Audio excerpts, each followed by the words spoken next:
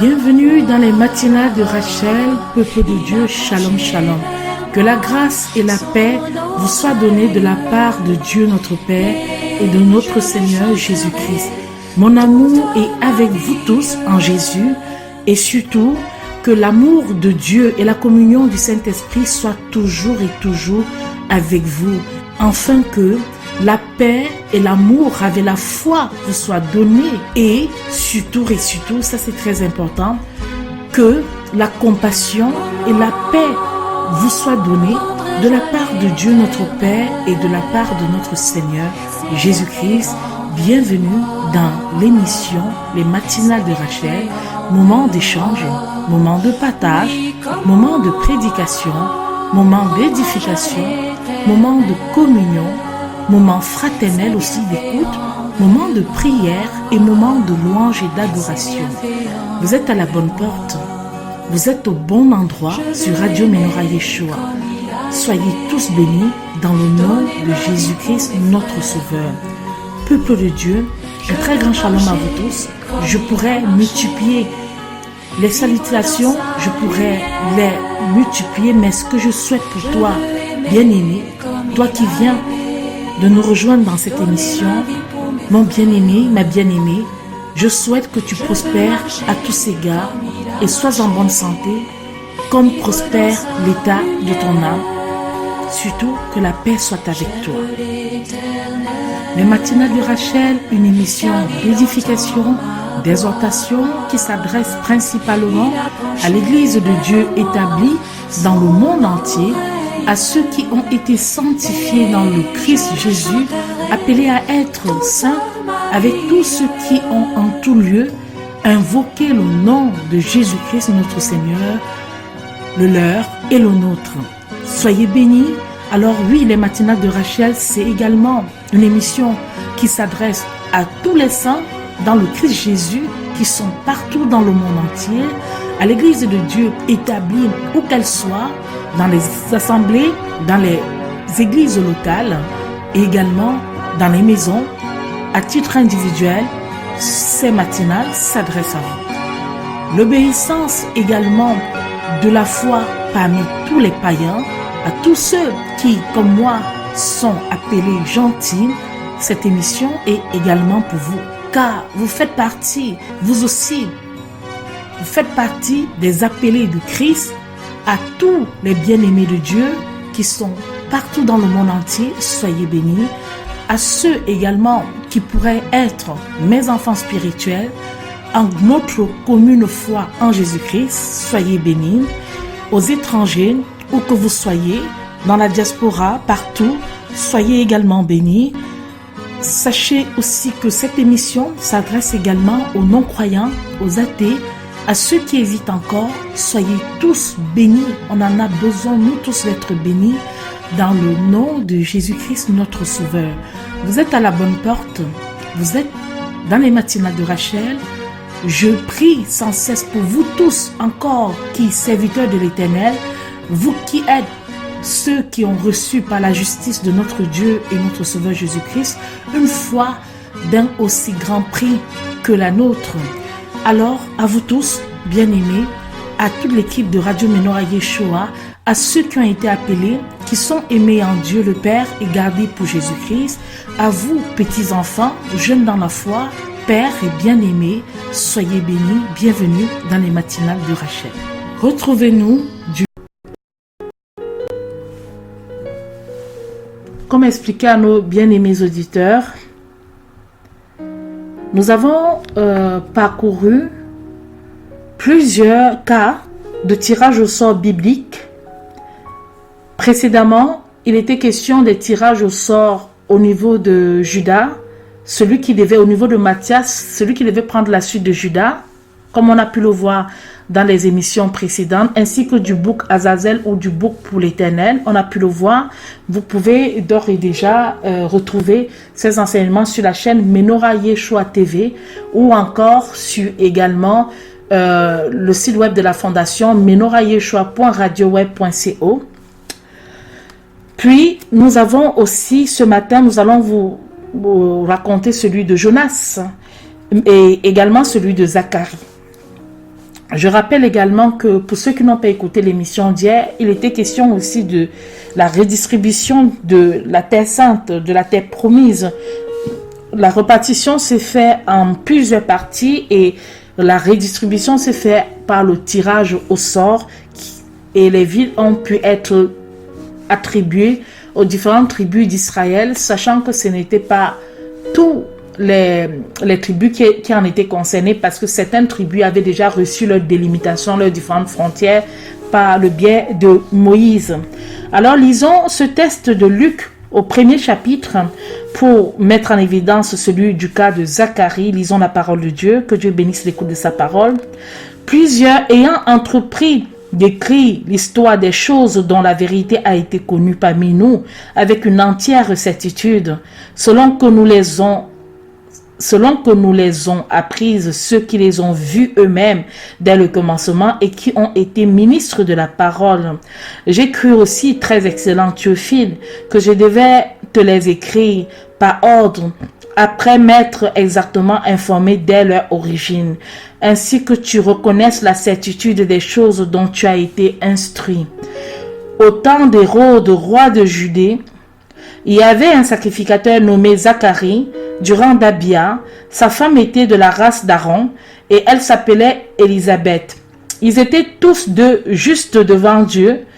Ils suivaient tous les commandements et toutes les ordonnances du Seigneur d'une manière irrépréhensible. Ils n'avaient point d'enfants parce que Élisabeth était stérile et qu'ils étaient tous deux avancés en âge.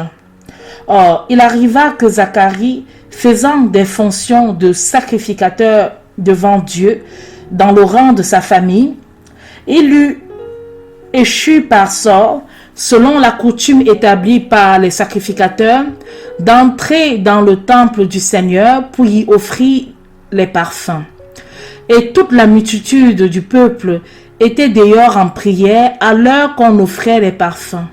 Alors, un ange du Seigneur lui apparut, se tenant debout du côté droit de l'autel des parfums, et Zacharie, le voyant, en fut troublé, et la frayeur le saisit.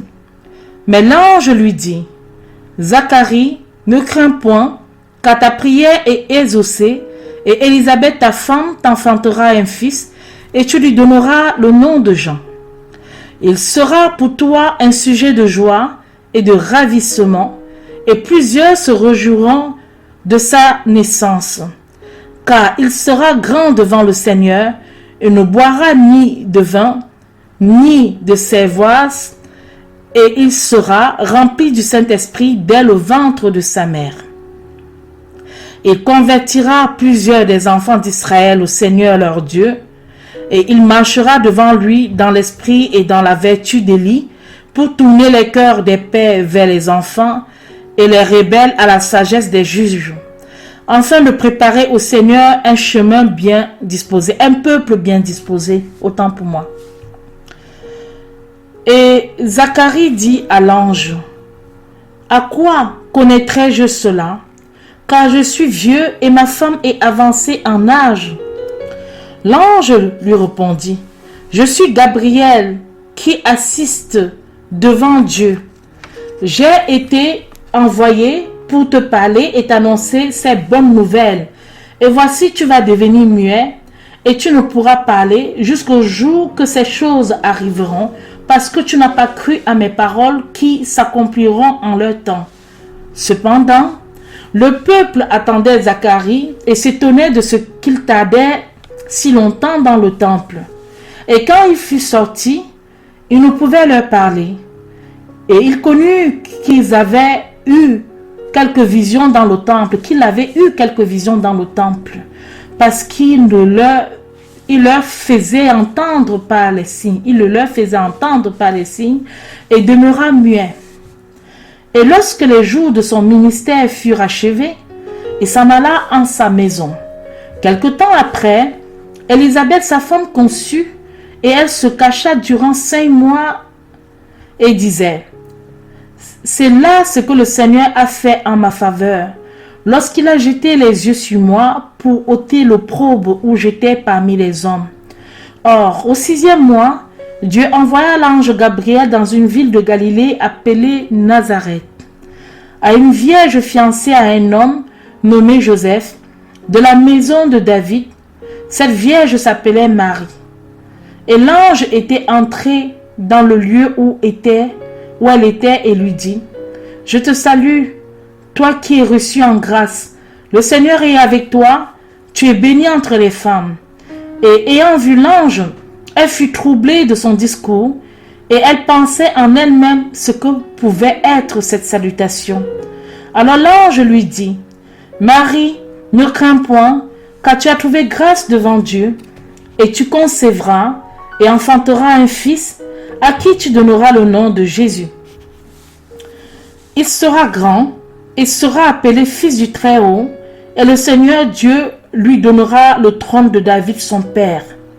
Il régnera éternellement sur la maison de Jacob, il n'y aura point de fin à son règne. » Alors Marie dit à l'ange, « Comment cela se fera-t-il, puisque je ne connais point d'homme? » Et l'ange lui répondit, « Le Saint-Esprit surviendra en toi, et la vertu du Très-Haut te couvrira de son ombre. C'est pourquoi aussi le Saint-Enfant qui naîtra de toi sera appelé Fils de Dieu. Et voilà, Élisabeth ta cousine, a aussi conçu un fils en sa vieillesse. Et c'est ici le 6e mois de la grossesse de celle qui était appelée stérile, car rien n'est impossible à Dieu.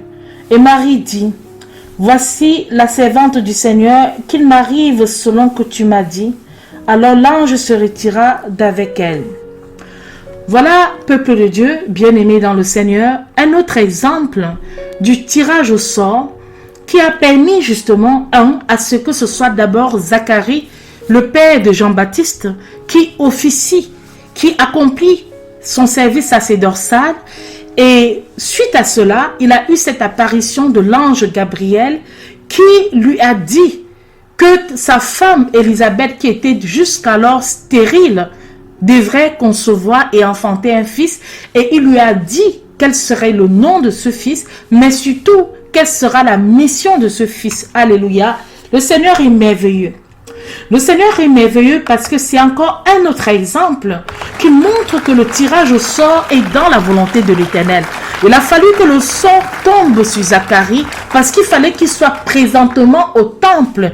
Il fallait que ce soit lui qui accomplisse à cette période précise voulue par le Seigneur le sacerdoce. Ça aurait pu être quelqu'un d'autre, mais Dieu a intimé que le tirage au sort soit institué afin que cela rentre parfaitement dans sa volonté, que ce ne soit pas les hommes qui choisissent qui doit accomplir telle œuvre, qui doit faire telle chose, qui doit faire cela. C'est Dieu qui choisit. Et lorsque Dieu choisit, bien-aimé, nous devons aussi le savoir. Dieu a choisi que ça devait être Zacharie qui devait officier à ce moment-là parce qu'il avait un plan pour lui. La parole de Dieu nous rappelle que c'était 2 personnes qui suivaient l'Éternel, qui respectaient ses commandements et qui obéissaient à la parole de l'Éternel.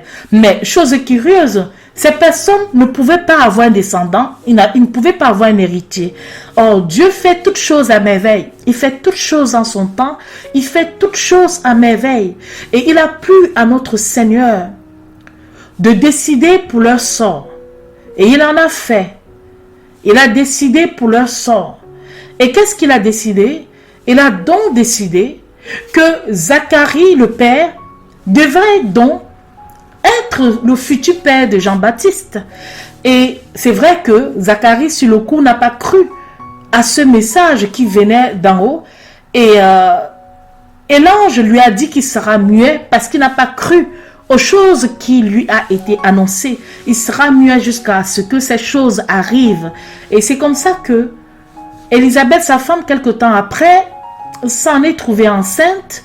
Et le Seigneur précise même que l'Esprit Saint était déjà sur l'enfant depuis le ventre de sa mère. C'est une indication capitale, bien aimée, parce que oui, on peut aussi naître sans que l'Esprit Saint ne soit véritablement sur nous. Et nous voyons que il y a certains enfants qui sont choisis pour un ministère bien particulier. Il y a des enfants qui sont choisis et bénis dès leur naissance.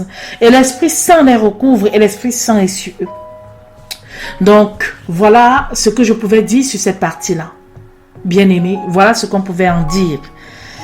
Et nous allons donc poursuivre l'exhortation de ce matin dans le livre des Juges. Et notamment au chapitre 6, il s'agit du cas de Gédéon.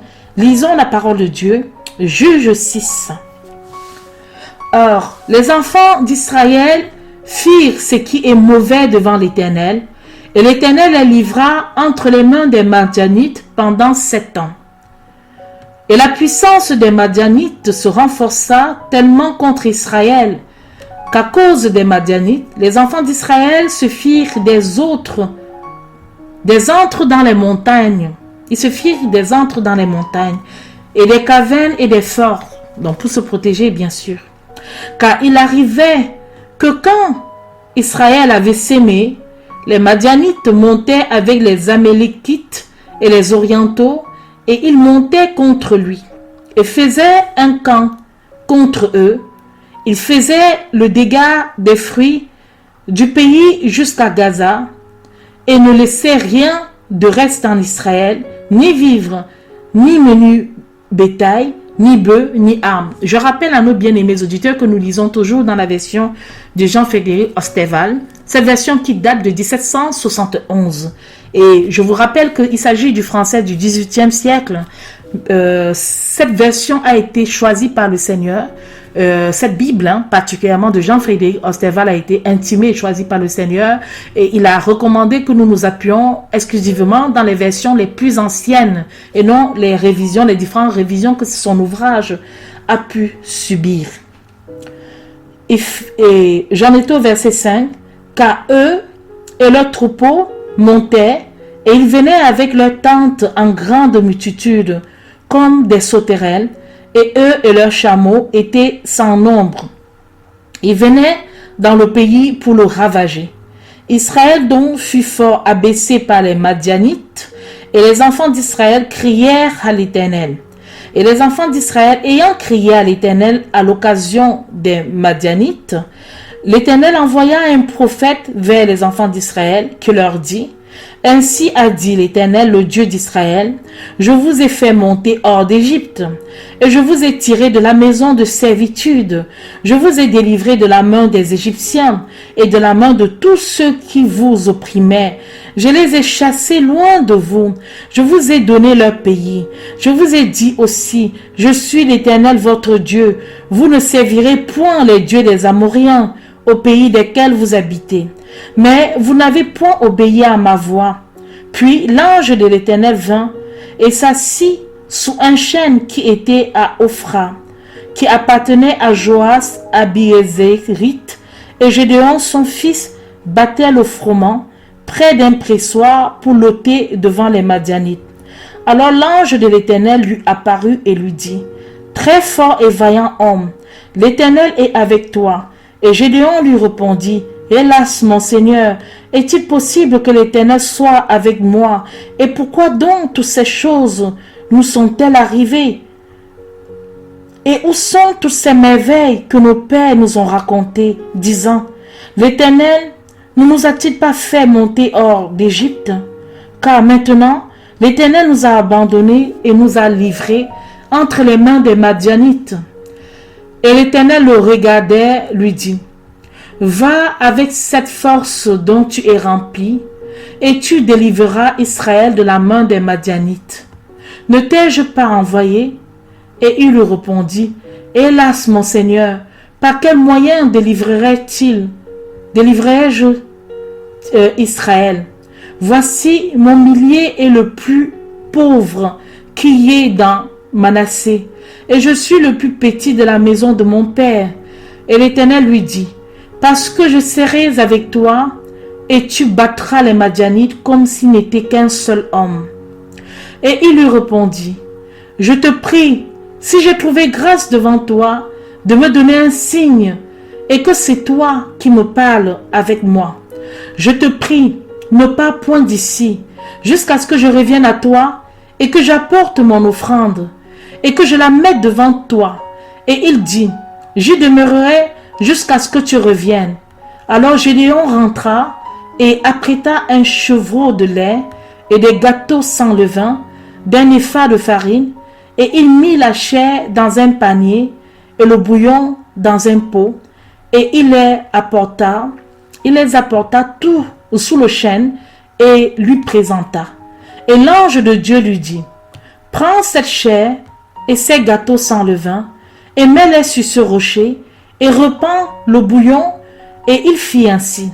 Alors l'ange de l'Éternel, ayant avancé le bout du bâton qu'il avait entre sa main, toucha la chair et les gâteaux sans levain, et le feu monta du rocher et consuma la chair et les gâteaux sans levain, et l'ange de l'Éternel s'en alla de devant lui. Et Gédéon vit que c'était l'ange de l'Éternel, et il dit, ah Seigneur Éternel, qu'ai-je vu l'ange de l'Éternel face à face. Et l'Éternel lui dit, la paix est avec toi, ne crains point, tu ne mourras point. Et Gédéon bâtit là un autel à l'Éternel et l'appela Jéhovah Shalom. Il est jusqu'à ce jour à Ophra des Abérésites,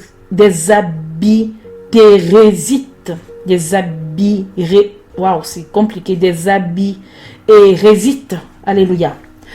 Et il arriva en cette nuit-là que l'Éternel lui dit, prends un jeune taureau d'entre les taureaux qui sont à ton père, savoir le second taureau âgé de 7 ans, et démolis l'autel de Baal qui est à ton père, coupe le bocage qui est auprès, et bâtis un autel à l'Éternel ton Dieu sur le haut de ce fort. Dans un second lieu convenable, tu prendras ce second taureau et tu l'offriras en holocauste avec les arbres de bocage que tu couperas.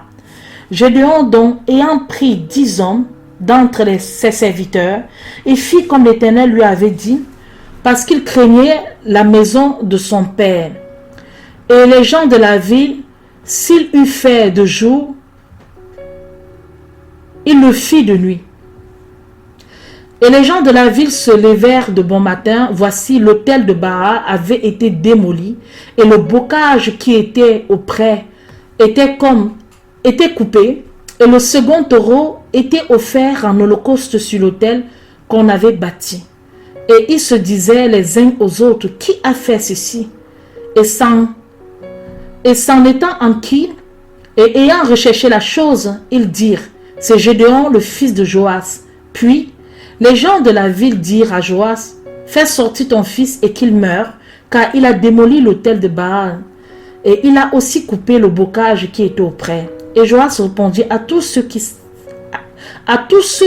qui s'adressaient à lui, est-ce à vous de défendre la cause de Baal? Est-ce à vous de le sauver? Quiconque aura pris en main sa cause sera mis à mort avant que le matin vienne. S'il est Dieu, qu'il défende sa cause de ce qu'on a démoli son autel. Et en ce jour-là, il appela Gédéon Jérubbaal. Je dis Jérubbaal, disant que Baal défende sa cause contre lui, de ce que Gédéon a démoli son autel. Or, tous les Madianites, les Amélékétites, les Orientaux s'assemblaient tous, ayant passé le Jourdain, ils campèrent dans la vallée de Jizréel. Et l'esprit de l'Éternel revêtit Gédéon, et il sonna de la trompette, et on convoqua les Abiézérites pour le suivre. Il envoya aussi des messagers par toutes les tribus de Manassé, qui furent aussitôt convoqués pour marcher après lui. Puis, il envoya des messagers à Asser, à Zabulon et à Nephtali, qui montèrent pour aller à leur rencontre. Et Gédéon dit à Dieu, si tu dois délivrer Israël par mon moyen, comme tu l'as dit, voici, je vais mettre une toison dans l'air. Si la rosée est sur la toison seule, et que la terre soit sèche, je connaîtrai que tu délivreras Israël par mon moyen, selon que tu m'en avais parlé. Selon que tu m'en as parlé. Et la chose arriva ainsi, car s'étant levé de bon matin, le lendemain, et ayant pressé cette toison, il en fit sortir pleine une tasse d'eau de rosée. Gédéon dit encore à Dieu, que ta colère ne s'embrase point contre moi, et je parlerai seulement encore cette fois. Je te prie que je fasse un essai en la toison, pour que cette fois seulement, je te prie que la toison soit seule sèche, et que la rosée sur cette toison, sur toute cette terre. Et Dieu fit ainsi cette nuit-là, car la toison seule fut sèche, et la rosée sur toute cette terre. Nous avons dans ce livre que je viens de vous lire au chapitre 6 plusieurs indications. Nous avons plusieurs messages à retenir, peuple de Dieu. Et cela rentre d'une manière un peu différente, par rapport à la thématique que nous allons poursuivre et finir aujourd'hui, qui porte justement sur les différents cas de tirage au sort, les exemples que je vous ai déjà énumérés dans la première partie de cette émission. Mais ce qui nous frappe avec puissance dans ce test, c'est une autre forme de preuve de confirmation qui vient de la part de l'Éternel que Gédéon va employer. Il s'agit des signes. On y reviendra la semaine prochaine sur les différents cas où les prophètes, où les serviteurs, ou même les sacrificateurs, ou le peuple même, a demandé à l'Éternel de faire des signes pour bien confirmer que c'était lui qui leur parlait. Cela nous amène aussi à savoir que nous devons prendre beaucoup de précautions. Même nous, lorsque nous recevons des messages, même nous, lorsque le Seigneur nous parle, nous devons prendre énormément de précautions pour nous enquérir encore et encore qu'il s'agit bien de l'Éternel. Ce n'est pas un doute, mais c'est vraiment d'avoir l'assurance complète. Il y a des cas où c'est évident, mais il y a aussi des cas où c'est difficile. Et comme je l'ai rappelé à nos aimables auditeurs ce matin, j'ai insisté sur le fait que nous voyons que la parole de Dieu a utilisé ce procédé de tirage au sort pour pouvoir faire connaître de manière irrévocable et de manière claire et nette la volonté de Dieu et son choix lorsqu'il s'agissait des décisions importantes à prendre.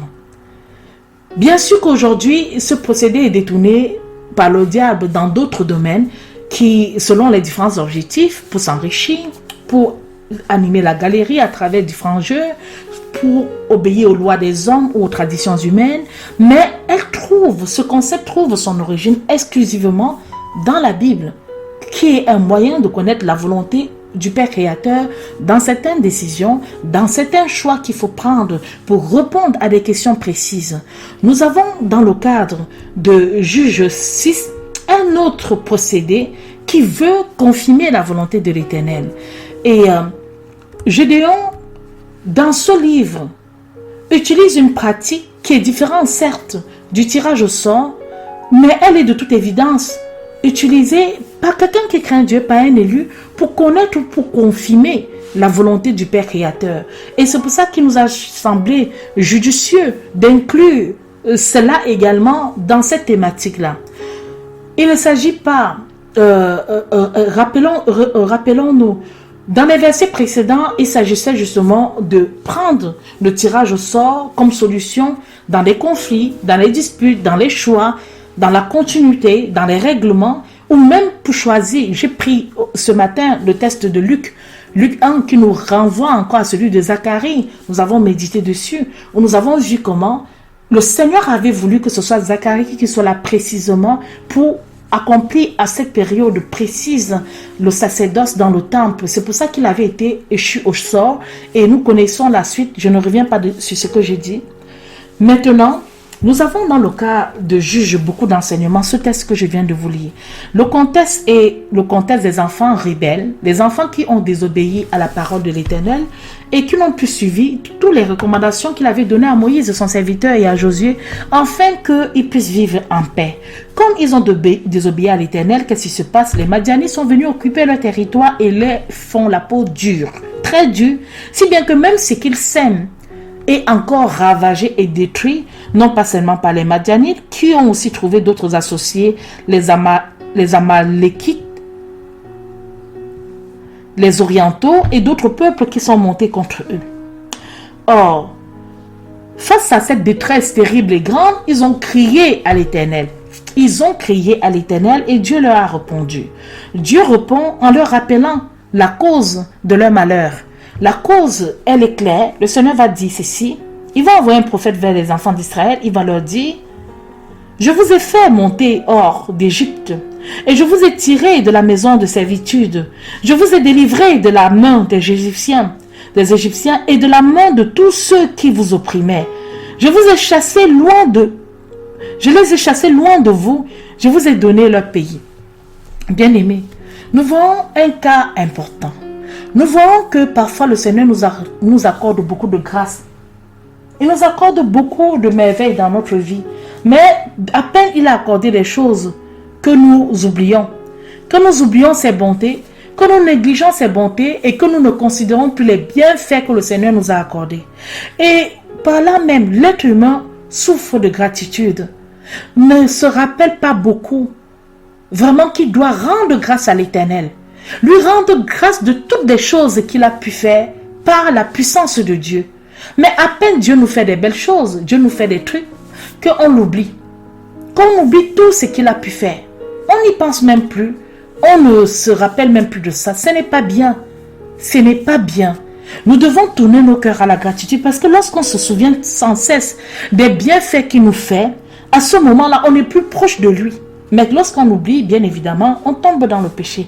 Le Seigneur leur a rappelé la raison pour laquelle il connaissait cette souffrance. Il dit aussi, « Je suis l'Éternel votre Dieu. Vous ne servirez point des dieux des Amoriens au pays desquels vous habitez, mais vous n'avez point obéi à ma voix. » Et quand le Seigneur va finir de dire ainsi, il va donc aussi aller à Ophra, là où aller sur un chêne qui appartenait à Joas, le père de Gédéon, et son fils était justement en train de battre le froment près d'un pressoir pour l'ôter devant les Madianites. Rappelez-vous, tout ce que les enfants d'Israël s'aimaient, les Madianites ravageaient et détruisaient. Donc, ils étaient vraiment opprimés, vraiment rabaissés. Et il était obligé donc de se mettre à l'écart, de se cacher pour pouvoir justement battre le peu de froment qu'il pouvait battre.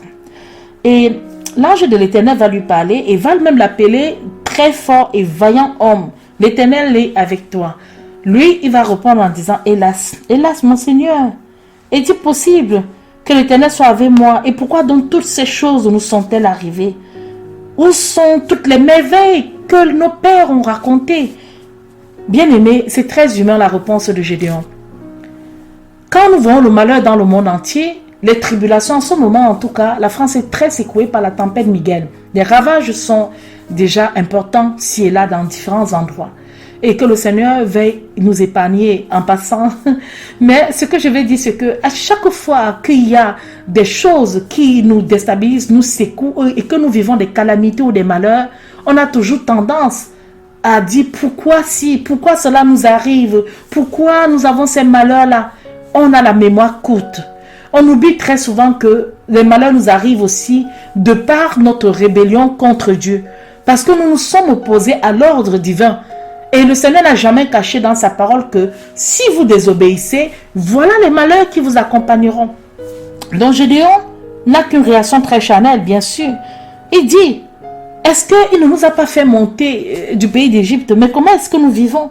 Comment il nous abandonne maintenant? Pourquoi nous connaissons cette opprobre, cette calamité qui nous est causée par les mains des Madianites? L'Éternel va le regarder et lui dit, va avec cette force dont tu es rempli et tu délivreras Israël de la main des Madianites. N'étais-je pas envoyé? Le Seigneur ne va plus revenir il vous arrive si parce que vous avez désobéi, parce que vous avez suivi d'autres dieux. Le Seigneur passe à l'essentiel parce que ce n'est pas aussi un Dieu qui perd le temps dans nos, comment dire, lorsque nous chialons, lorsque nous sommes en train de pleurer. Il ne perd pas beaucoup de temps, Dieu. Il passe à l'essentiel, il va lui donner déjà l'ordre de sa mission. Et Gédéon va encore dire, hélas mon Seigneur, mais par quel moyen je vais délivrer Israël? Déjà, mon millier, c'est-à-dire peut-être sa famille ou je n'en sais rien, est la plus petite. Et il rappelle encore qu'ils sont très pauvres dans Manassé. Et lui-même, il est le plus petit des enfants de son père. Donc, ce n'est que petit. Et l'Éternel va lui dire, je serai avec toi. Tu les battras comme si tu étais en train de battre un seul homme.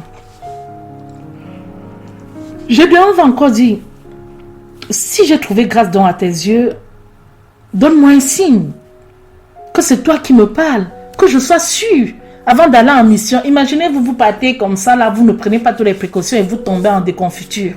Donc, il avait besoin de s'assurer davantage. On peut comprendre, il craignait parce que bon, c'est quelqu'un, il a, pour les raisons que je viens de vous énumérer, il a dit, montre-moi que c'est toi qui me parles, je veux être rassuré. Et il lui dit, je te prie, ne pars point d'ici. J'ai beaucoup aimé cette partie, bien aimé. Vraiment, c'est waouh quoi. C'est comme quoi Dieu est amour. On peut lui demander vraiment des choses même assez exceptionnelles. Il lui dit, je te prie, ne pars point d'ici, jusqu'à ce que je revienne à toi et que j'apporte mon offrande et que je la mette devant toi. Et il lui dit, j'y demeurerai jusqu'à ce que tu reviennes. Waouh, quelle humilité notre Dieu. Quelle humilité. Et Gédéon va rentrer, il va vite apprêter un chevreau, de lait et des gâteaux sans levain, un épha de farine. Et il va mettre tout ça dans un panier avec du bouillon dans un pot et il va les apporter sur le chêne et il va les présenter. Et l'ange de l'Éternel lui dit donc, prends cette chair et ces gâteaux sans levain et mets-les sur ce rocher, repends le bouillon et il fit ainsi. L'ange de l'Éternel n'a pas consommé.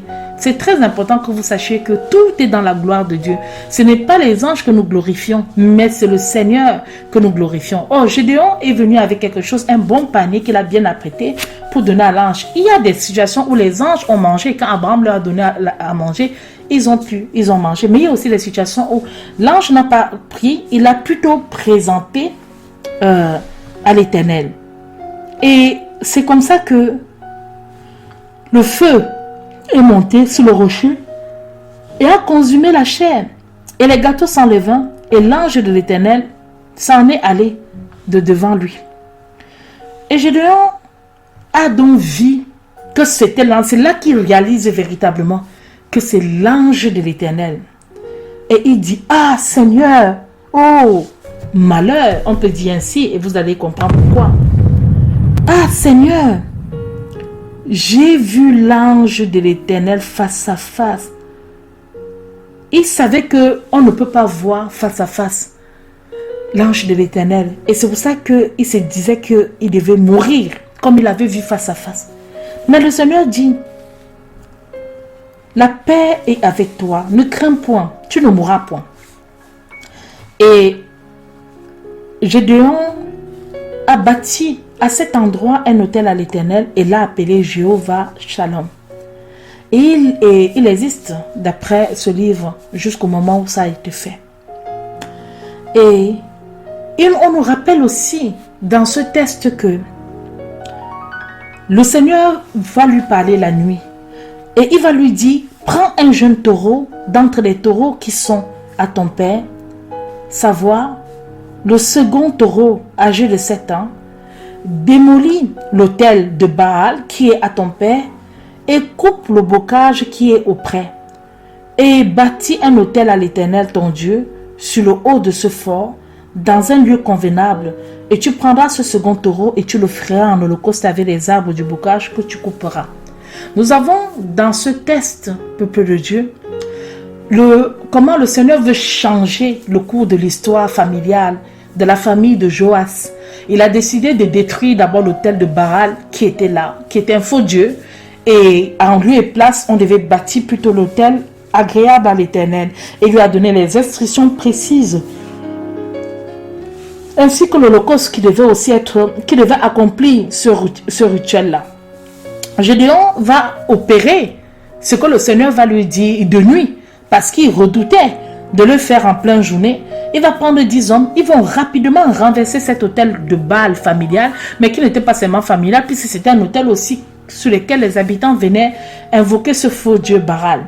Il va rapidement travailler de nuit et le matin, tout sera déjà là. L'hôtel a été démoli, le bocage a été coupé et le second taureau a même déjà été offert en holocauste sur l'autel qu'on avait bâti. Donc rapidement, il a tout fait ça.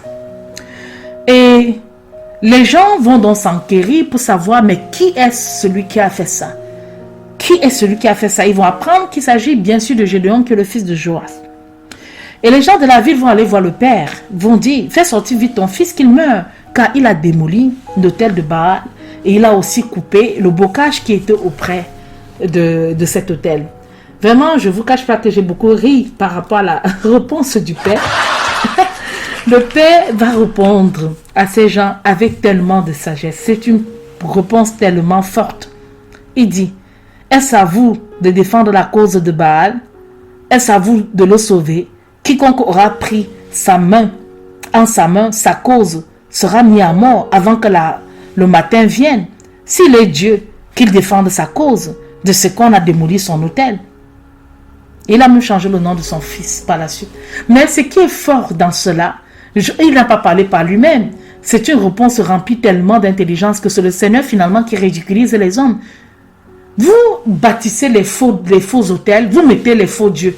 Quelqu'un d'autre vient démolir et rien ne lui arrive. Alors que c'est justement ce Dieu, ce faux Dieu qui est pour vous, le Dieu qui vous accorde la vie, le Dieu qui vous accorde ci, le Dieu qui vous accorde cela. Un humain comme vous vient démolir, détruire et il suivit jusqu'au matin. Et il fait même son holocauste. Et vous venez demander qu'on le mette à mort. Quel ridicule! Le Seigneur utilise souvent certaines figures de style, certaines réponses pour nous montrer à quel point nous sommes insensés, fous et stupides. Vous achetez un talisman, vous achetez des choses. Vous sculptez un objet et vous vous inclinez, il est devenu votre Dieu. Vous vous inclinez, il est devenu votre Dieu. Celui qui a fait toutes choses, celui qui a fait le bois que vous avez utilisé ou alors l'argile que vous avez utilisé pour réaliser cet objet, vous commencez à adorer un objet inanimé. Nous avons beaucoup de comportements insensés et nous sommes parfois remplis de folie. Et vraiment, il faut s'humilier devant le Seigneur. Il y a des situations où il faut s'humilier devant le Seigneur parce que Dieu est vraiment le plus sage de tous les souverains. Et à chaque fois, il nous rappelle notre vraie nature. Il nous rappelle quelle est notre nature. Oh, peuple de Dieu! Parfois, lorsqu'on dit que nous sommes des êtres sans intelligence, ce n'est pas étonnant. Vraiment, ce n'est pas étonnant. Que le Seigneur nous aide, véritablement qu'il nous aide, bien-aimés. Et le père répond comme ça, et il va changer le nom de son fils, c'est-à-dire tout simplement, il va l'appeler justement, il va lui donner ce nouveau nom, afin de l'appeler, il va dire que Baal défend donc sa cause contre lui, de ce que Gédéon a démoli son autel.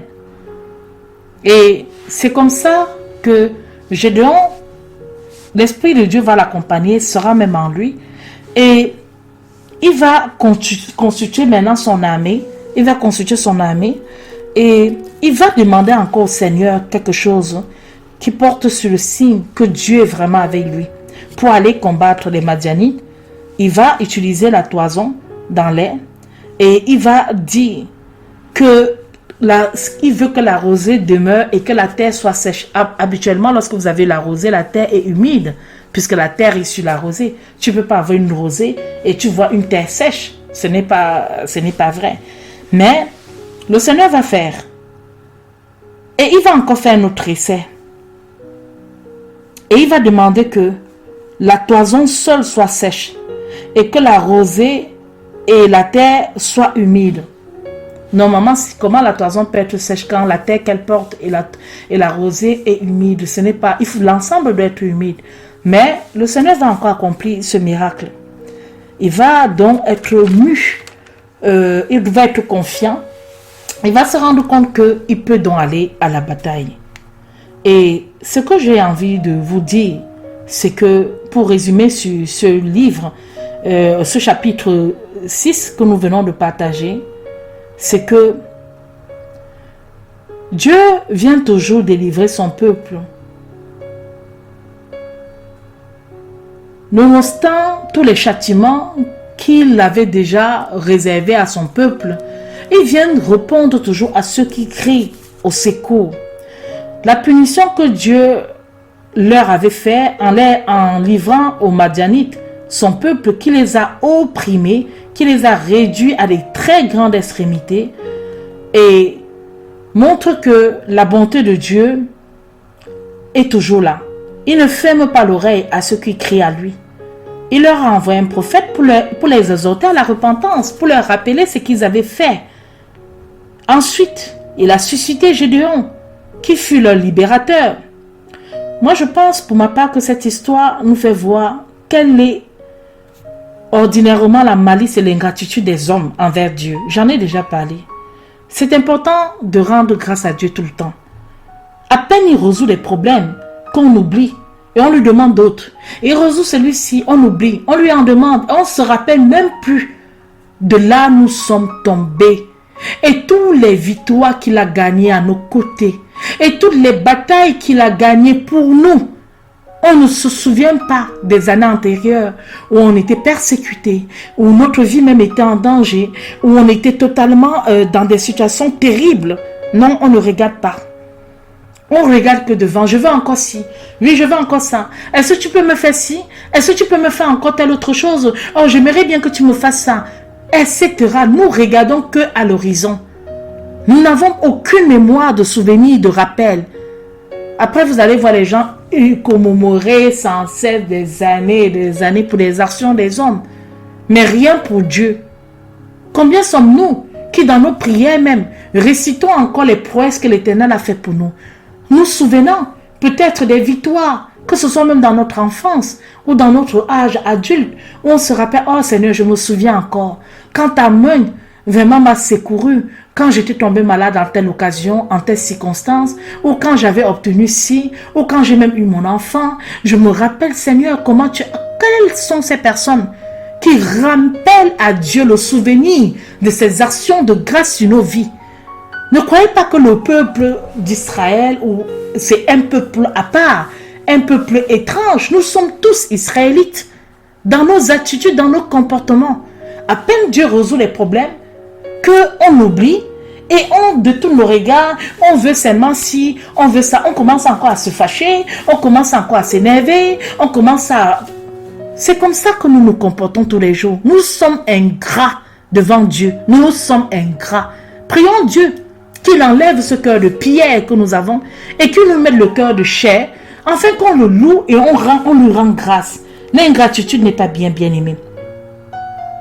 On y remarque aussi quand même dans ce texte la nécessité et le fruit des afflictions, que l'on découvre aussi la miséricorde de Dieu envers ceux qui recourent à lui en toute humilité. Parce que parfois il faut même la souffrance pour rappeler au peuple qui est leur Dieu. Dieu ne prend point plaisir à la souffrance de ses enfants, mais nos péchés et notre rébellion fait en sorte que parfois il est même contraint à nous soumettre à des afflictions terribles pour qu'on s'humilie devant sa face et que nous sortions de cette mauvaise spirale qui nous engloutit sans cesse, l'orgueil, la démesure, la suprématie et l'ingratitude. Autant de choses qui nous... Et c'est comme ça qu'un peuple cruel, à la mesure de notre rébellion, a été envoyé. Là, c'est un peuple. Ça peut être des épreuves que tu rencontres. Ça peut être des difficultés terribles qui sont devant toi pour te rappeler qui est ton Dieu. Parce que dans tes jours de gloire, dans tes jours de puissance, tu ne te souvenais plus de qui t'avait établi. Et quelquefois, il faut traverser cette difficulté. Il faut passer par ce chemin pour te souvenir et rester à Dieu. Mais comme le Seigneur est rempli de bonté, l'ange du Seigneur n'a pas hésité. Enfin, le Seigneur a envoyé son ange afin justement qu'il puisse secourir, il puisse délivrer par son moyen à lui seul, en suscitant Gédéon, ses enfants. Nous sommes souvent, nous, Église et enfants de Dieu, nous nous trouvons souvent quelquefois réduits dans un état où il semble que Dieu ne prend plus soin de nous. Mais il ne faut jamais désespérer de son secours. C'est même dans ces circonstances parfois fâcheuses et difficiles et tristes que Dieu est le plus près de nous qu'il ne l'a jamais été. Il est prêt de nous délivrer. Plutôt que de nous complaire dans des culpabilités sans cesse inutiles. Oh, je n'aurais pas dû faire ci, pour ceux même qui sont un peu humbles, parce que d'autres sont toujours innocents, ils sont toujours victimes Non, je ne vois pas pourquoi ça m'arrive, et pourtant je fais du bien, et pourtant je fais toujours ceci, je n'ai jamais fait du tort, et là là, et là là, etc. Le but de parfois, je vais dire ces foi spirituelles, nous rappelle sans cesse que Dieu est merveilleux. Les merveilles de Dieu sont tellement grandes. En consumant par exemple par le feu la chair et les gâteaux que Gédéon avait présentés à l'ange, et l'autre en faisant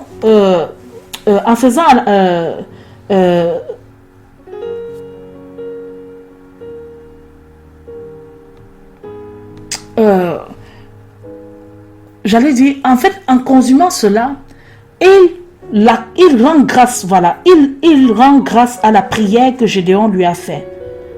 Et nous avons aussi le miracle de la toison, qui montre que il instituait ainsi Gédéon comme chef qui devait conduire son peuple et qui devait accorder protection et secours. Et ce que moi je peux savoir, ou ce que je reconnais, c'est aussi la piété de Gédéon et son humilité et sa foi.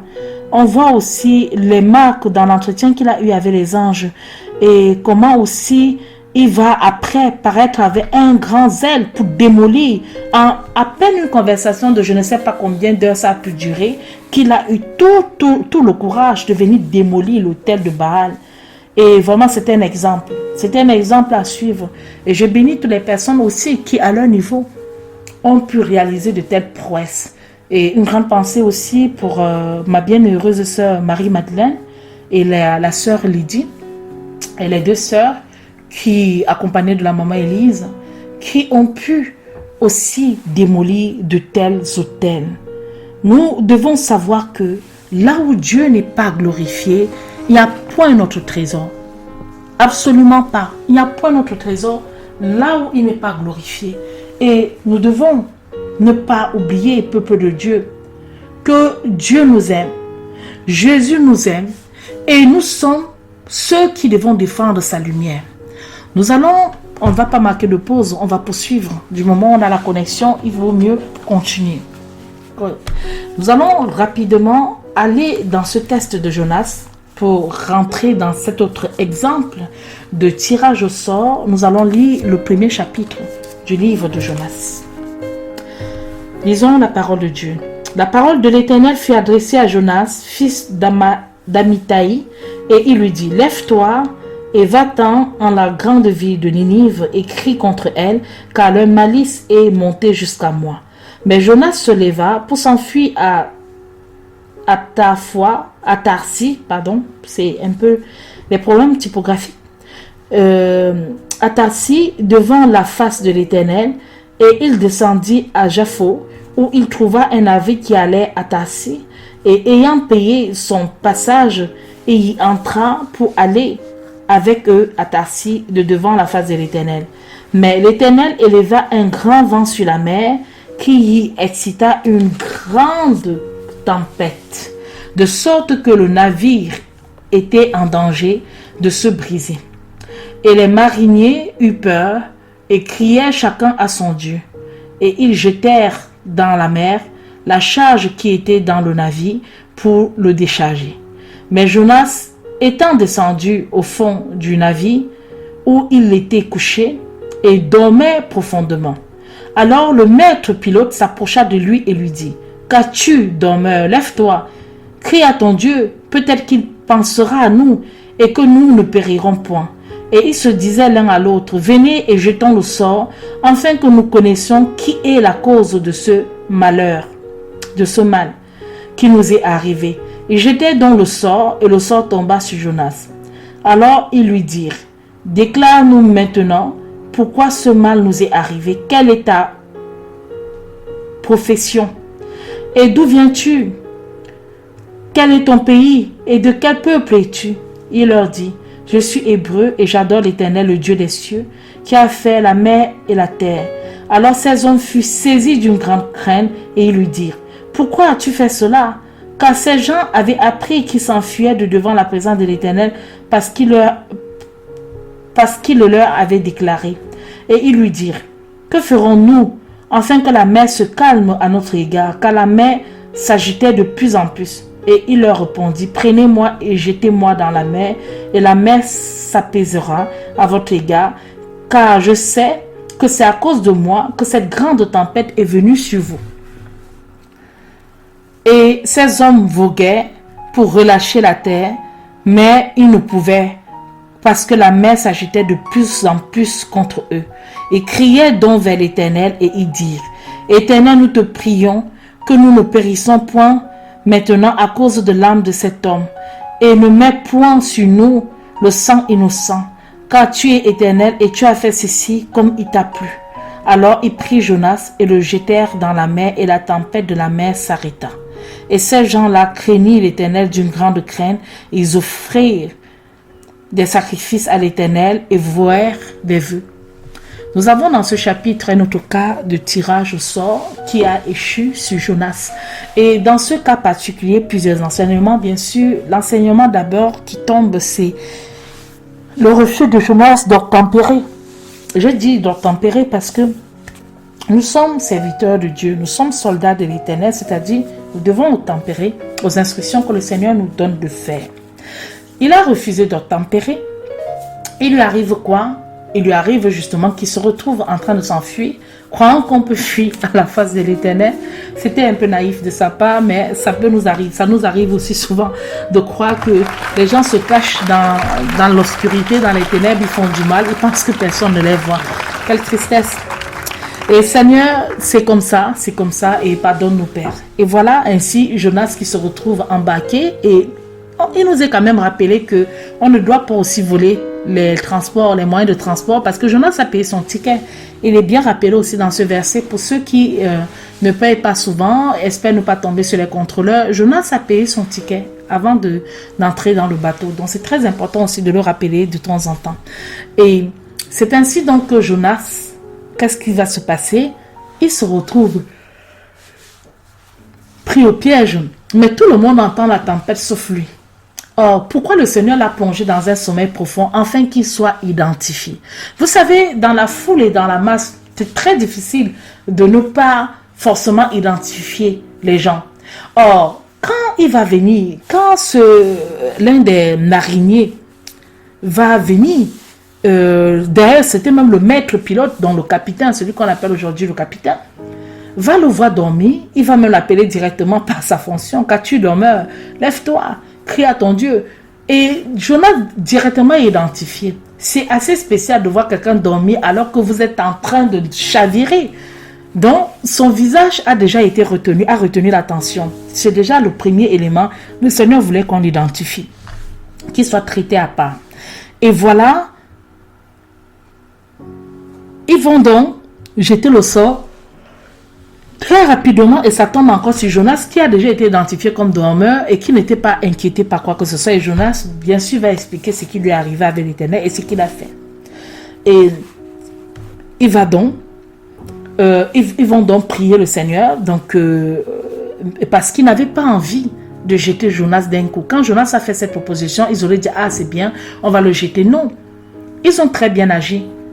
Il ne faut pas avoir la facilité pour rejeter quelqu'un, le chasser, comme voilà, à partir du moment où il n'arrange pas vos affaires, vous avez simplement envie de le mettre hors état de nuit, très rapidement, là, sans miséricorde et sans rien, sans façon.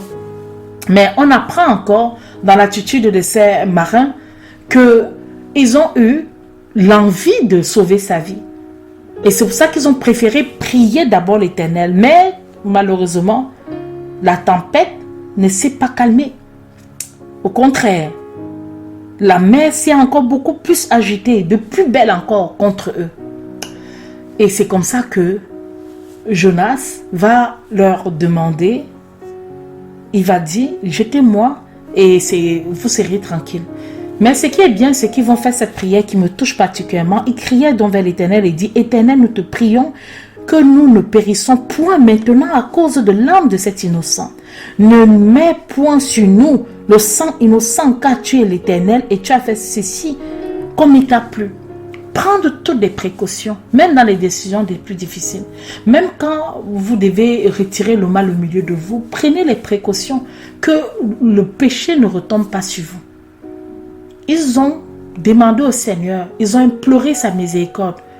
que voilà ce que toi-même tu as décidé, mais surtout ne fais pas retomber le sang innocent. Et cela a couvert aussi Jonas, puisque Jonas va se retrouver en protection dans le ventre d'un poisson. Mais puis bébé, c'est un enseignement très grand qui montre que dans tous les différents exemples que nous avons choisis tout au long de ces différentes émissions, nous voyons que la volonté de Dieu parfaite s'est toujours accomplie à chaque cas. Que ce soit entre Jonathan et Saül, ou que ce soit même pour Jonas et les différents autres marins et les autres membres de l'équipage et les passagers. Que ce soit dans le cas de la répartition de l'héritage patrimonial de la terre promise entre les différentes autres tribus qui devaient passer par le tirage au sort, puisqu'il y en a d'autres dont les frontières étaient déjà délimitées et connues et qui avaient été dit par Moïse. Que ce soit aussi dans le cas de Néhémie, au niveau aussi de la sacrificature des personnes qui devaient prendre le service, que ce soit dans le cas aussi de Zacharie pour le temple, où effectivement celui qui devait être à cette place précise, parce qu'il fallait qu'il soit au service au moment où l'ange devait venir lui annoncer ces merveilles-là. Dieu ne fait rien au hasard, ça nous apprend beaucoup de choses. Le temps de Dieu est toujours pour nous et non contre nous. Il nous arrive de voir que le temps est long.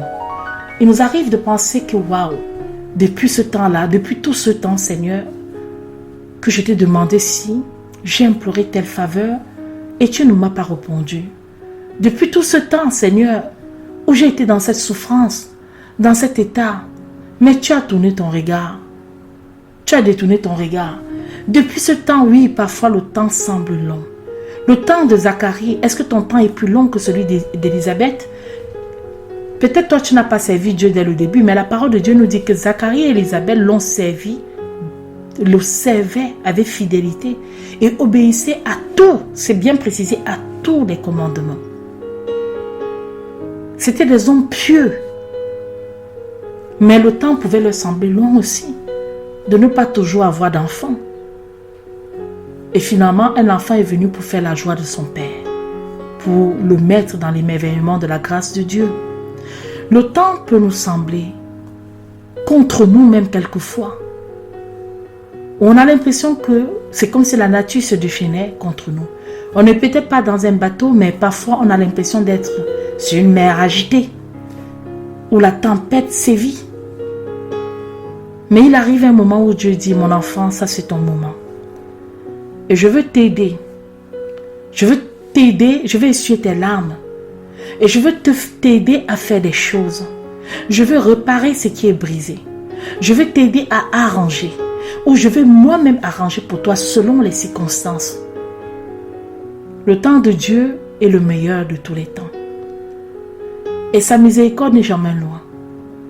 Il te semble peut-être que tu as tellement prié, tellement demandé quelque chose, et tu n'as pas l'impression que le Seigneur t'a répondu avec clarté. Mais prie encore, j'ai envie de te dire ce matin. Insiste toujours. Jamais il ne délaissera son enfant.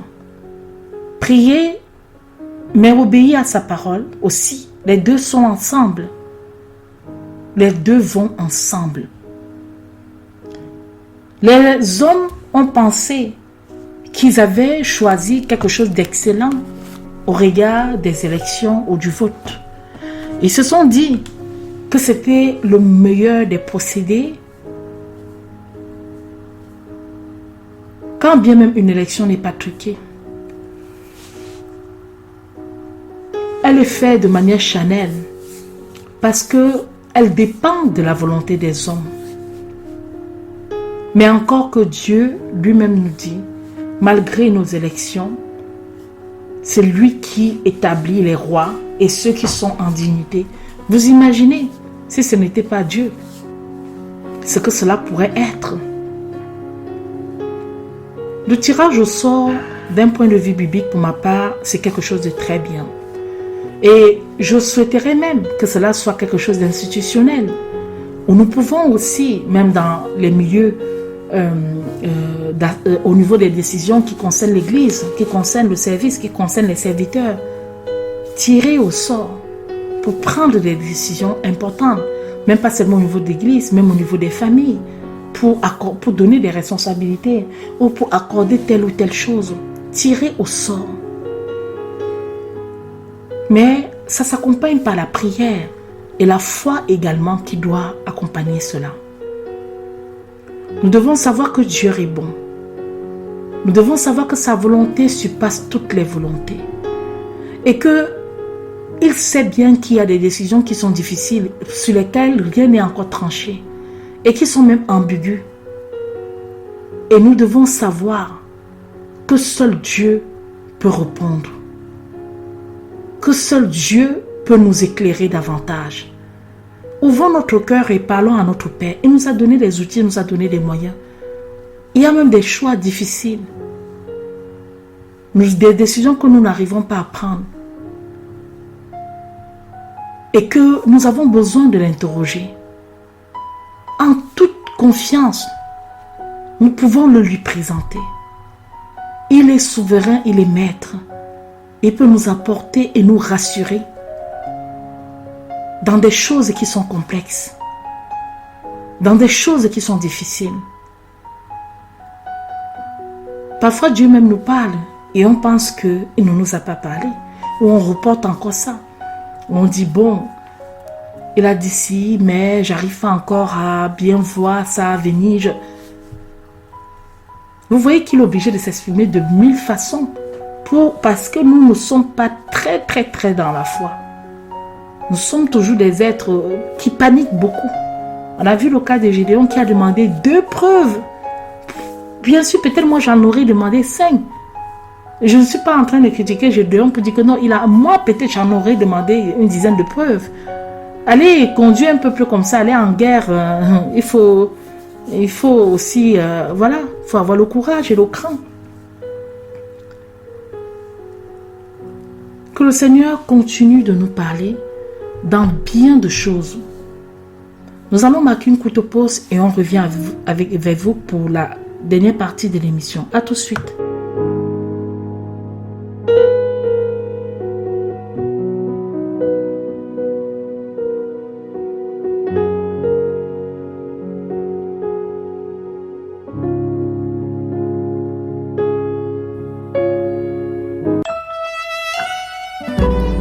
Celui qui entend la voix du maître est capable de marcher sur les eaux comme le maître.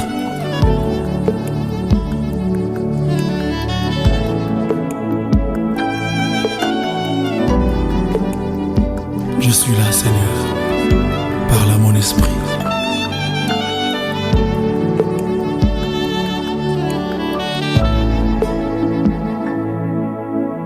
Parle. Ton serviteur écoute,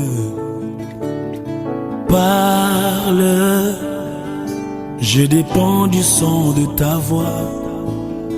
Parle, ton serviteur écoute, mon cœur est ouvert, parle, je suis là. Parle, ton serviteur écoute. Parle, je dépends du son de ta voix. Parle, ton serviteur écoute. Mon cœur est ouvert. Parle, je suis là. Ta parole est une lampe à mes pieds, la lumière sur mon sentier, la direction que suit ma vie est tracé par tes oracles. Quand tu parles, Seigneur, le chemin est frayé dans le désert. Mon cœur est ouvert, parle, je suis là. Au son de ta voix, Seigneur, les montagnes tremblent. Au son de ta voix, Seigneur, l'ennemi recule devant moi. Au son de ta voix, Seigneur, je suis plus que vainqueur. Mon cœur est ouvert. Parle, je suis là. Que notre cœur s'ouvre au Seigneur. Oui, Seigneur, parle-nous, Père. Oui, Dieu Tout-Puissant, parle-nous. J'ai J'ai besoin besoin de ta voix.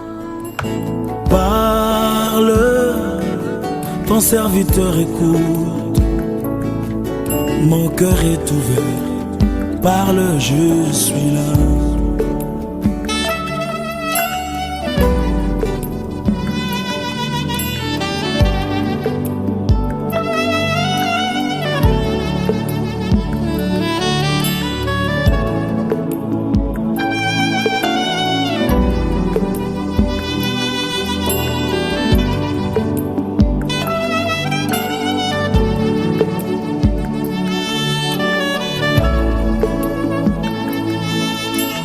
Comme une sémence, elle produit la nature de Dieu en moi.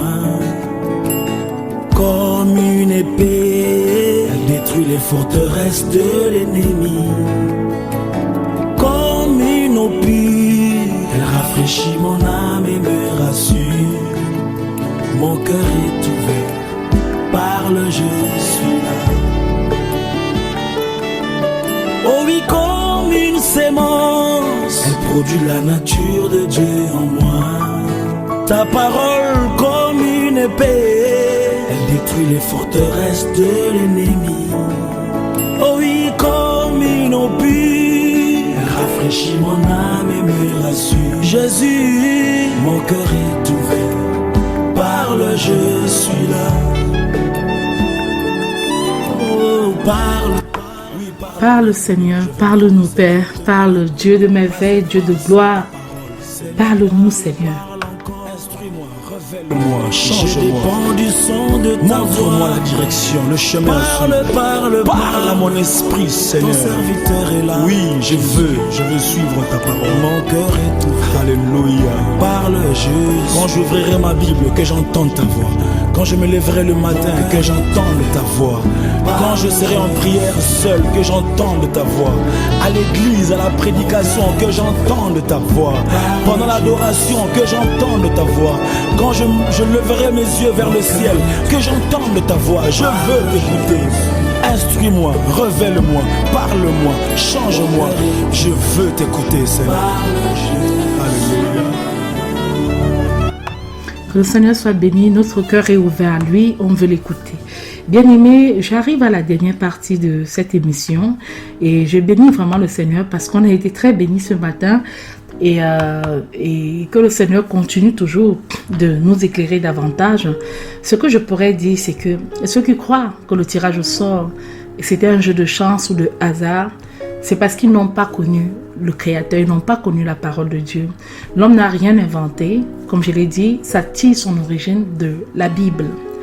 Et il ne s'agit pas, je rappelle encore, afin que mes propos ne soient point déformés, il ne s'agit point de faire des tirages au sort d'un point de vue matériel, d'un point de vue pour s'enrichir, tout dépend de l'intention. Dans l'émission d'hier, nous avons vu qu'il y avait un cas de tirage au sort pour l'offrande, pour choisir l'offrande qui était agréable, à l'Éternel, quelle était l'offrande qui devait lui être agréable. Et bien évidemment, c'est une question de foi. C'est une question de foi. C'est pas simplement une question de procédé. Les gens procèdent à faire le tirage au sort, mais n'oublions pas qu'il faut aussi tenir compte de la foi et de la prière. Nous avons dans la parole de Dieu plusieurs méthodes. Dans cette dernière partie de l'émission, on va parler des différentes méthodes qui étaient employées pour le tirage au sort.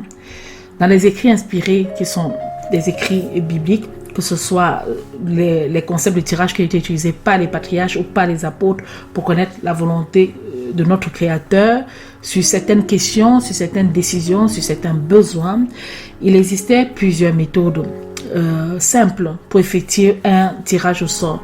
Et chaque tirage au sort trouvé dans les écrits pouvait utiliser une méthode différente. Donc, c'était pas toujours la même méthode qui était utilisée.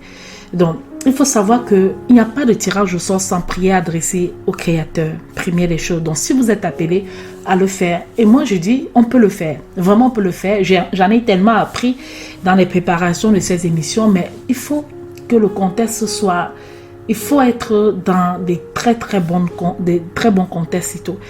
Ainsi, le tirage au sort doit être fait d'abord avec une prière qui est adressée à notre Seigneur au nom de notre Sauveur Yeshua Jésus-Christ.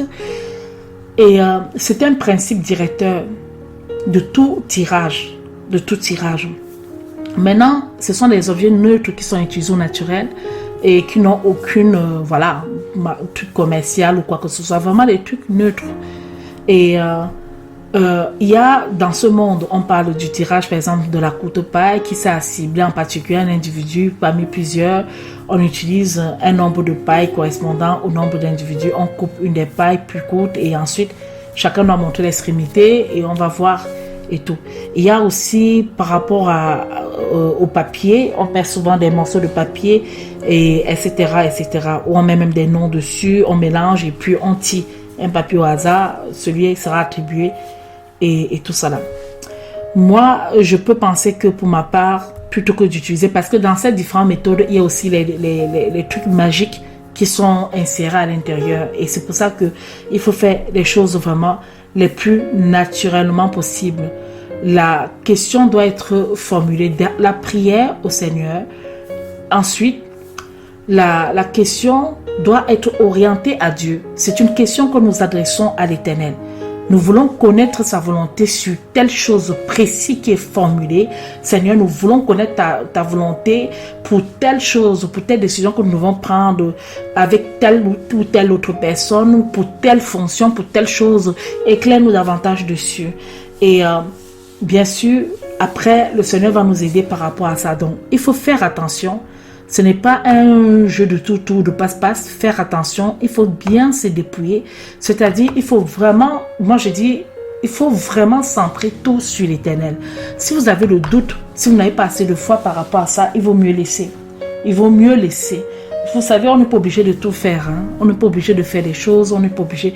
Il y a des domaines dans la parole de Dieu qui ne révèlent pas par rapport à notre salut ou par rapport à notre rédemption. Si on a le doute ou si on le fait mal, il vaut mieux s'abstenir. Mais je pense que si nous prions le Seigneur, si nous implorons l'aide de Dieu, il va pouvoir nous aider. Il va pouvoir nous éclairer dans des choix qui nous sont complexes si nous avons prié avant. Donc, nous avons fini avec le cas de Jonas. Il faut aussi savoir que le cas de Jonas, l'autre partie que nous n'avons pas dit, c'est que le cas de Jonas révèle aussi, met en évidence fortement la vraie miséricorde de Dieu. La vraie miséricorde de Dieu qui n'est pas compréhensible par l'homme. L'homme ne comprend pas pourquoi Dieu peut aimer le pécheur. Ce n'est pas dans la nature de l'homme de comprendre ça. L'homme dans sa nature est vengeur. Il est rancunier. Il est, comme on a pu le voir, il est ingrat. On a pu le voir dans la première partie. Dans sa nature, il y a l'ingratitude qui est très forte. Il ne se souvient que du présent et du futur. Il ne se rappelle même pas en arrière, comme on a pu décrypter, des choses belles et bonnes qui ont été faites par la grâce de Dieu. Il ne se le rappelle pas. L'homme dans sa nature est aussi rancunier. La rancune fait partie des choses qui sont en nous. C'est-à-dire que comme les gens m'ont fait du mal, comme ils m'ont fait du tort, je leur garde dedans, je suis rancunier et limite méchant. Limite méchant. Même l'homme le plus bon des rancuniers est méchant à la fin. Parce que la rancune produit quoi à la base? La rancœur. Et ça conduit à quoi? Ça conduit à beaucoup de méchanceté. Et c'est pour ça que j'insiste dessus, bien-aimé, que nous devons comprendre dans le cas de Jonas, le plus grand enseignement, ce n'est pas seulement le tirage au sort. Ce n'est pas seulement ça. Mais le plus grand enseignement, c'est d'abord et avant tout le fait de savoir que Dieu n'aime pas à la façon que nous pouvons aimer. Il n'aime pas à cette façon-là.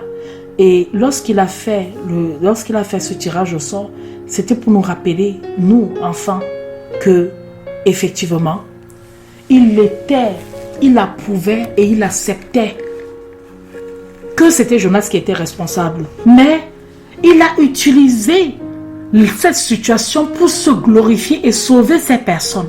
Je ne dis pas d'être rebelle. Ces personnes auraient pu être sauvées par d'autres moyens.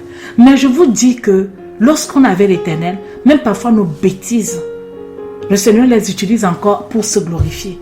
Regardez tout, on nous dit dans la parole de Dieu qu'ils ont cru à l'Éternel, ces membres-là, ces marins, ils ont vécu des choses terribles, extraordinaires. Et ils ont cru au Dieu des Hébreux, au Dieu du ciel. Ils ont cru. Nous voyons que il y a des choses qui sont complexes. Il y a des choses qui sont compliquées et qui échappent à tout entendement. Et nous devons avoir la clarté. Nous devons avoir la clarté que Dieu seul peut utiliser des circonstances de la vie pour se glorifier davantage. Ils se sont entêtés. Jonas s'est entêté. Mais au bout du compte, il va se passer quelque chose de grand. Il va se passer quelque chose qui a porté sur le salut de ces personnes et qui a fait en sorte que ces personnes aussi puissent être rachetées. Maintenant, lorsque nous sommes dans la rancune, lorsque nous sommes rancuniers, il se passe quoi? Il se passe que nous nourrissons des choses. L'homme se dit que quand on m'a fait tel ou qu'on m'a fait ci, on m'a fait ça, alors je dois rendre, je dois me comporter de telle façon. Je dois agir de telle façon. Et pourtant, Dieu dans sa miséricorde, lui, n'agit pas de la même façon. Il n'est pas le Dieu de la rancune. S'il était le Dieu de la rancune, vous imaginez dans combien de conteneurs il devait stocker dans cette rancune-là et tout. La rancune avec le cœur qui se rapproche de Dieu n'est pas de pair. Ce n'est pas similaire, ça ne va pas ensemble. Et c'est pour ça que quand le Seigneur nous rappelle ça dans cette parole, c'est pour nous aider à ne pas avoir la rancune. Je vous dis, la plus grande victoire que vous pouvez avoir dans le monde vis-à-vis de l'ennemi, c'est de ne pas être rancunier, d'avoir le cœur des enfants. Si vous n'êtes pas rancunier, vraiment, vous avez gagné la plus grande des batailles. Vous allez comprendre pourquoi. Parce qu'il y a trop de ramifications avec la rancune. La rancune crée la méchanceté, elle crée la jalousie, elle donne la tristesse, elle vous empêche de pardonner. Quand quelqu'un vous fait du tort, si vous pensez œil pour œil, dent pour dent, le pardon est loin de vous. Vous êtes toujours en train d'espérer qu'il tombe. Vous êtes toujours en train de souhaiter que le mal lui arrive aussi puisqu'il vous a fait du mal également, etc., etc. Vous voyez que la rancune occupe énormément la place, une grande partie de notre cœur. Dieu n'est pas comme ça. Et c'est l'enseignement qu'il a utilisé pour le livre de Jonas. Ce n'est pas tant le poisson. Oui, après il y a eu le poisson. Il y a eu ces 3 jours dans le ventre du poisson, c'est aussi encore un miracle.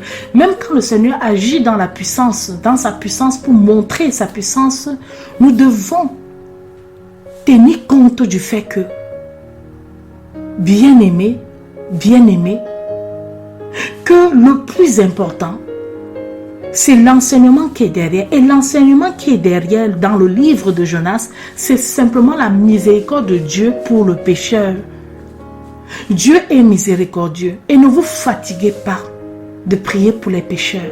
Ne vous fatiguez pas, quel que soit ce qu'ils font. Quand nous péchons, nous sommes déjà limités dans la sagesse et dans l'intelligence.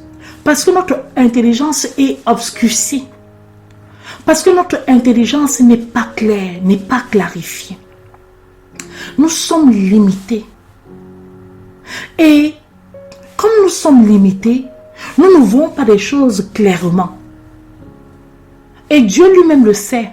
Il sait que parfois le pécheur peut pécher. Nous voyons avec nos yeux, par exemple d'enfants éclairés, que la personne a commis une grande action. Mais Dieu sait en réalité que l'action là n'est pas si grande que ça parce que la personne est obscurcie dans son raisonnement. Son raisonnement est obscur, sa pensée est limitée, son intelligence est fermée et il n'est même plus capable de discerner le bien et le mal. Et c'est pour ça que ça va nous choquer parfois que Dieu nous pousse encore d'avoir plus de miséricorde pour le pécheur alors qu'ils sont en train de nous faire du tort. On ne comprend pas. On a même l'impression parfois que Dieu est injuste. On se dit parfois que mais Dieu veut dire qu'il ne voit pas le mal qu'on nous fait. Il veut dire qu'il ne voit pas cette chose-là. Il veut dire que, il veut dire, etc. Parce que nous raisonnons beaucoup. Nous sommes moins spirites. Nous ne sommes pas trop spirituels. Nous raisonnons. Et justement, le jour où tu vas, mon frère, ma soeur, réduire le raisonnement pour devenir spirituel, tes yeux vont gagner encore en éclairage.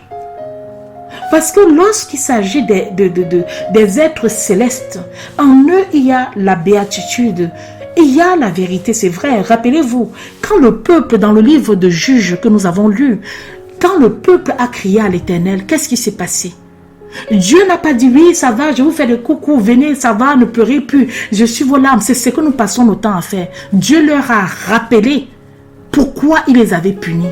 Parce que notre Dieu aussi, le Dieu de la vérité, il leur a rappelé ce qu'ils avaient fait qui n'était pas bien. Nous sommes dans un monde où on est tellement dans le politiquement correct qu'on n'arrive pas à dire la vérité autour de nous. Alors que cette vérité va affranchir la personne. Cette vérité va délivrer la personne. Cette vérité va sortir la personne des caniveaux. Comment veux-tu laver quelqu'un, l'aider à aller mieux si tu n'es pas capable de lui dire la vérité? La vérité, ce n'est pas qu'il va toujours te faire des bisous. Il peut même t'envoyer une. Il peut te gifler. Mais un jour, le Seigneur va le saisir, va le ressaisir et va lui permettre de savoir que, il fallait même que tu me donnes une deuxième encore. Donc, dans ce livre de Juges, et que j'ai parfaitement superposé avec ce qui se passe avec le livre de Jonas, c'est que dans le livre de Juges, il est question justement d'un peuple qui a été pécheur, d'un peuple qui s'est détourné des voies que l'Éternel lui a instituées, d'un peuple qui a voulu faire qu'à sa tête. Et maintenant, la sentence est tombée puisque le Dieu de la justice rend selon nos crimes. Selon nous, il y a soit les délits, soit les contraventions. La condamnation est à la mesure des actes que nous posons. Mais le peuple va crier, il va implorer l'Éternel. Le Seigneur va venir leur expliquer les raisons de leur condamnation, de leur oppression. Il va leur dire d'abord en premier lieu, pour mettre ça en mémoire, pourquoi la vérité est bien. Pourquoi quand quelqu'un fait que tu viens, tu expliques, pour qu'il se souvienne plus tard. Ce n'est pas pour le surcharger, mais c'est pour qu'il se souvienne plus tard que tiens, à une époque j'avais fait ceci. Voilà ce qui m'est arrivé. Je dois faire attention. Si tu ne dis rien à la personne, tu viens dire non, tu as beaucoup pleuré, ça va, tu as beaucoup souffert, quand on est que tous ces langages vraiment remplis plutôt de flatterie ou autre chose, et que la personne recommence la prochaine fois. Quel sera l'enseignement qu'il aura tiré? Quel sera l'enseignement édifiant pour cette personne? Oui, miséricordieux, oui, doux, mais vérité aussi. Parce que c'est par là qu'il va savoir, ou que cette personne saura. Et c'est comme ça que quand Dieu a rappelé ça, il a proposé, la solution est venue après, non? Et il leur a même dit de détruire. L'objet de leur malheur, c'était l'autel de Baal. C'était le fait qu'ils s'étaient détournés de l'Éternel des armées pour suivre les dieux des Amoriens. Alors qu'il avait chassé ces gens sur le territoire pour les faire occuper. Et maintenant, ces gens qu'il a mis sur le territoire, en leur donnant cette condition sine qua non de lui obéir et de croire à un seul Dieu qui était lui, Yahvé, vous mettez d'autres personnes, vous enlevez ceux qui se sont détournés, vous mettez d'autres personnes et ces personnes font la même chose. Et tout est dans la justice de Dieu à ce moment-là. Si justement, il fallait que ces gens passent par cette case aussi de souffrance qui était équivalent des actes qu'ils posaient. Et une fois que Dieu apporte cette solution, il donne donc les moyens de s'en sortir par rapport à cette situation-là. Nous avons la même chose avec le livre de Jonas. Nous avons un peuple qui a été rebelle contre Dieu et Dieu prend son serviteur pour aller exécuter sa sentence. Sauf que le serviteur se refuse. Le serviteur préfère s'échapper. Et c'est comme ça que le serviteur s'échappe. Pourquoi? Parce qu'il espère que la malédiction va tomber, le malheur va rapidement tomber et que ce peuple n'aura pas le temps de se repentir parce que le serviteur regarde aux actes posés. Or, Dieu ne tient pas, parfois, il ne tient pas compte aussi des temps d'ignorance. Il y a beaucoup de choses qui rentrent dans la justice de Dieu qui nous échappent totalement. Et si nous ne faisons pas attention, nous nous égarons un petit peu dans nos jugements. Et voilà donc, bien-aimés, nous prions et nous supplions le Seigneur, que le Seigneur vienne encore éclairer davantage les uns et les autres. Parce que, pourquoi? Quand Jonas décide donc de ne pas partir là-bas, ce n'est pas parce que tu es avec l'Éternel aujourd'hui que tu penses que celui qui est là en train de pourrir sa vie, de désobéir à l'Éternel, n'a pas aussi le droit d'avoir la miséricorde. Il faut toujours, il y a des églises même, pour revenir encore sur le cas de Jonas, il y a des exemples dans certaines églises très sectaires que lorsque ils se retrouvent ensemble. Tous les autres sont les parias. Tous les gens qui ne sont pas dans leur communauté sont les parias. Sont des gens qui ne méritent même pas une certaine considération. Pour avoir une considération, il faut déjà intégrer leur église. Ce qui n'est pas normal. Ce qui n'est pas normal. Être avec le Seigneur, ce n'est pas le gâteau qui nous appartient, c'est un trésor, mais nous devons aussi laisser la grâce que Dieu touche les autres cœurs, les cœurs affamés, les cœurs assoiffés, les cœurs errants, les cœurs remplis de rapines, d'iniquité, de mauvaises choses. Que Dieu nous aide, que Dieu nous aide, que Dieu nous soutienne à avoir ce cœur-là. Mais je vous dis que ce n'est pas une mission facile. Parce que vous allez vous faire des amis et des ennemis. Parce qu'il y a des gens qui vont apprécier la vérité et bénir Dieu. Il y a des gens qui vont vous maudire. Parce que vous êtes venus avec la lumière dans des zones de ténèbres, dans des zones d'obscurité. Ça ne les arrange pas. Ça ne leur plaît point. Bien-aimé. Mais quelle est ta mission? Est-ce que c'est aux hommes que tu dois plaire? Ou c'est à l'Éternel que tu dois plaire? Car tu as peur que le Seigneur sauve encore quelqu'un d'autre à côté de toi. Est-ce que ça enlève ta place au ciel? Ton ticket est déjà là au ciel. Aide Dieu à sauver quelqu'un à côté de toi. Aide Dieu à prendre le pécheur qui est totalement dans la boue. En faisant ce que le Seigneur te demande de faire. Non pas en étant hypocrite. Tu peux casser quelqu'un dans le secret et devant tu flattes la personne, tu le nommes. Ce n'est pas bien. Il faut avoir des comportements clairs avec des uns et des autres. Et c'est pour ça que la cause du pécheur est notre cause aussi. Et nous sommes mandatés pour gagner les âmes à Christ. Souviens-toi, mon frère et ma soeur. Ce texte de Jonas s'adresse aux serviteurs de l'Éternel. Il s'adresse à ceux qui ont la mission, le devoir, le sacerdoce. Le texte de Gédéon de Juge 6 s'adresse aux serviteurs de l'Éternel. D'un côté, on a ce Gédéon qui doit absolument commencer par ranger dans la maison de son père. Parce que son père lui-même, c'est d'abord un autre qui a carrément mis l'autel de Baal.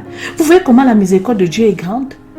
On pouvait dire que, mais comment Dieu choisit un endroit rempli d'iniquité, de choses sales, mauvaises, pour venir choisir un prophète qui sort de là? Il accorde sa miséricorde à qui il a envie. Il a choisi que c'est la maison de Gédéon qui sera cette maison-là d'où le prophète sortira.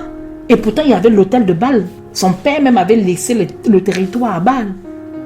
Donc, comprenez que Dieu a besoin d'utiliser ses enfants ci et là pour tirer les autres qui sont totalement tombés, qui sont dans les souillures, qui sont dans les saletés. Et nous ne devons jamais avoir la parole qui est corruptible. Nous devons avoir une parole qui est non corruptible. Il vaut mieux même se tromper et être taxé peut-être d'avoir manqué un peu de miséricorde que d'avoir une parole mensongère. Le prophète, sa parole, elle est puissante et structurante par rapport à sa qualité de prophète. Lorsque la parole est une parole d'honneur, honneur à Dieu, non compromise, qui ne fait accession de personne. Tout un programme, n'est-ce pas, me direz-vous.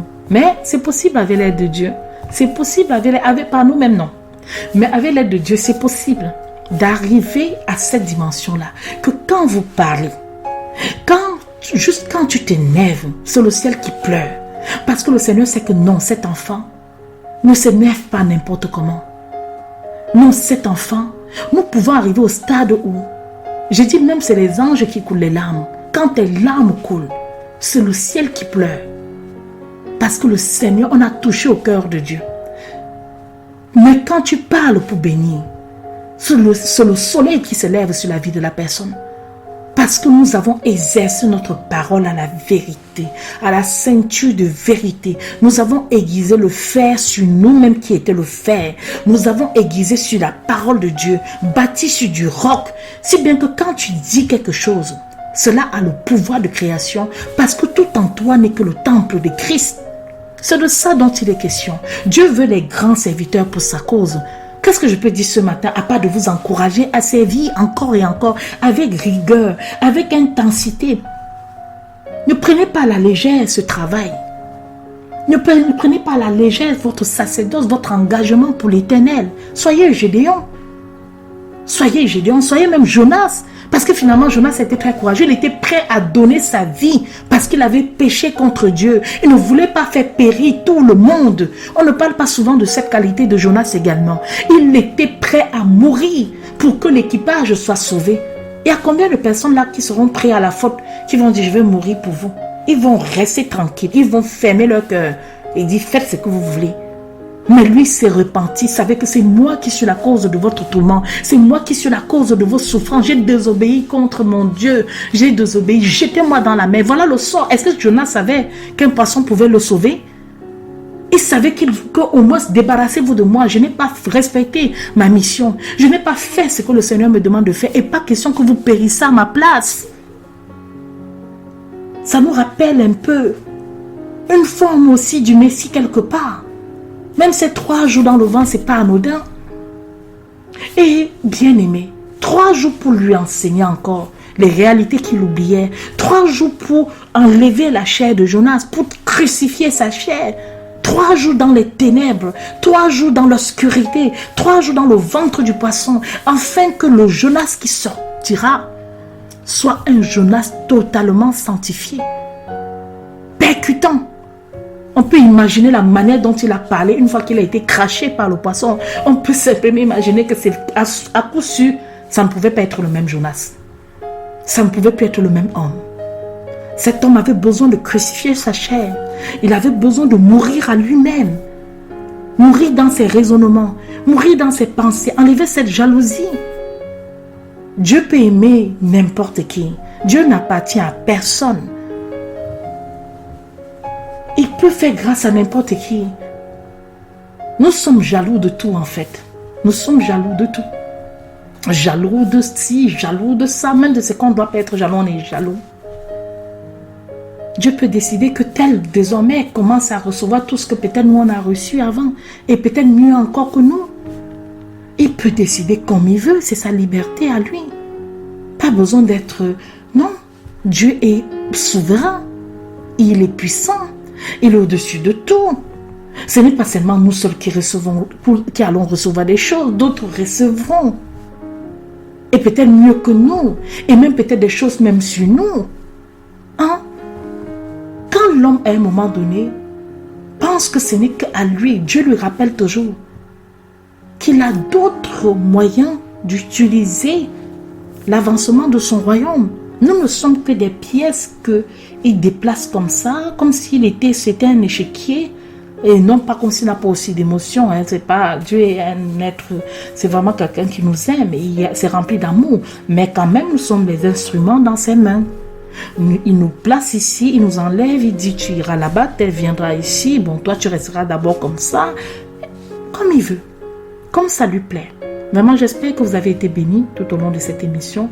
J'espère que vous avez passé un moment avec nous et que vous avez pu comprendre la substance du message qui est adressé ce matin, qui est le message de la croix, c'est-à-dire le message de la miséricorde, c'est-à-dire le message de tout n'est pas perdu. Oui, ça pouvait être tout est perdu dans la maison de Joas, le père de Gédéon, mais le Seigneur encore a accompli sa miséricorde. Ça pouvait être pour le peuple d'Israël, mais le Seigneur leur a envoyé en la qualité de Gédéon, leur libérateur. Et tu ne peux pas aller libérer ton peuple contre les ennemis si tu n'as pas nettoyé autour de toi. C'est pour ça que Gédéon devait nettoyer sa maison. C'est pour ça qu'il devait d'abord préparer sa maison, qu'elle soit propice pour l'Éternel, afin d'être porté dans sa mission pour les autres. Tu ne peux pas vivre dans la saleté, dans les iniquités et dire que tu vas aller sauver l'humanité, tu vas aller faire ceci, tu vas aller faire ça. Nettoie d'abord ton intérieur.